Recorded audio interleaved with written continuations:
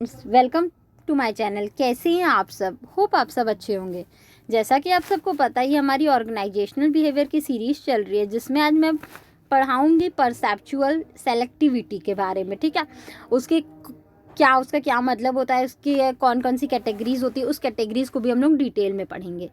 तो आइए स्टार्ट करते हैं। While discussing the perceptual process we have mention that perception is a selective process.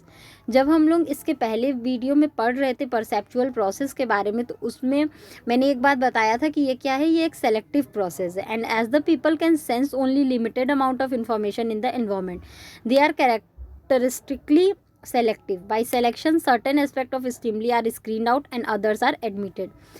तो हमारे इन्वायरमेंट इतनी बड़ी है कि उसमें से हम लोग कुछ अमाउंट ऑफ इंफॉर्मेशन क्या करते हैं, सेलेक्ट करते हैं, और उसी सेलेक्शन के बेसिस पे हम लोग सारी चीज़ों को स्क्रीनिंग करते हैं। This is cause by variety of factor which may be grouped into two categories. और ये इसके लिए बहुत सारे फैक्टर जिम्मेदार होते हैं। बेसिकली हम लोग फैक्टर को दो फैक्टर में बांटे, एक्सटर्नल और इंटरनल। तो पहले एक्सटर्नल फैक्टर के बारे में पढ़ लेते हैं। It consists of environmental influences and are in the form of characteristics of perceptual input or stimuli. These characteristics may distinguish a particular stimulus from other stimulus of the same group. एक ही group के जो एक stimulus है उसको दूसरे stimulus से अलग बनाता है। ये हमारे एक्सटर्नल फैक्टर में आते हैं।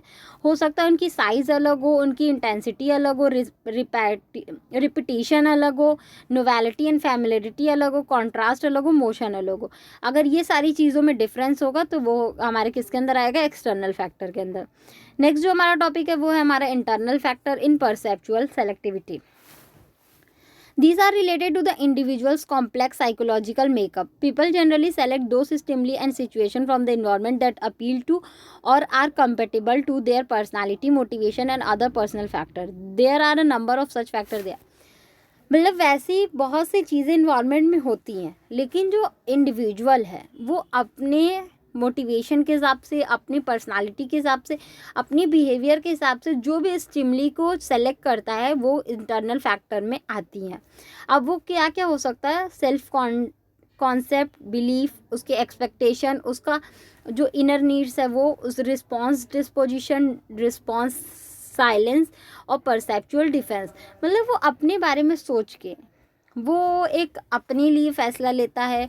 वो इन्वायरमेंट में से अपने लायक जो स्टिमुली चूज़ करता है वो सारे उसके इंटरनल फैक्टर में आते हैं।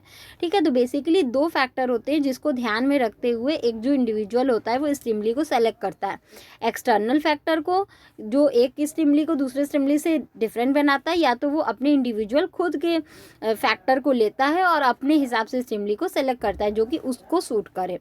बेसिकली यही हमारे दो फैक्टर थे जो कि परसेप्चुअल को अगर सेलेक्ट करना है तो हमारे फैक्टर इफेक्ट करते हैं। होप आपको ये टॉपिक समझ में आया होगा। फिर भी किसी को कहीं कोई भी प्रॉब्लम हो तो आप मुझे कमेंट सेक्शन में कमेंट करके पूछ सकते हैं। Thank you so much. Please like, subscribe and share my channel. किसी को इस सब्जेक्ट या किसी भी सब्जेक्ट के नोट्स चाहिए तो वो मेरा डिस्क्रिप्शन बॉक्स चेक कर सकता है। Thank you.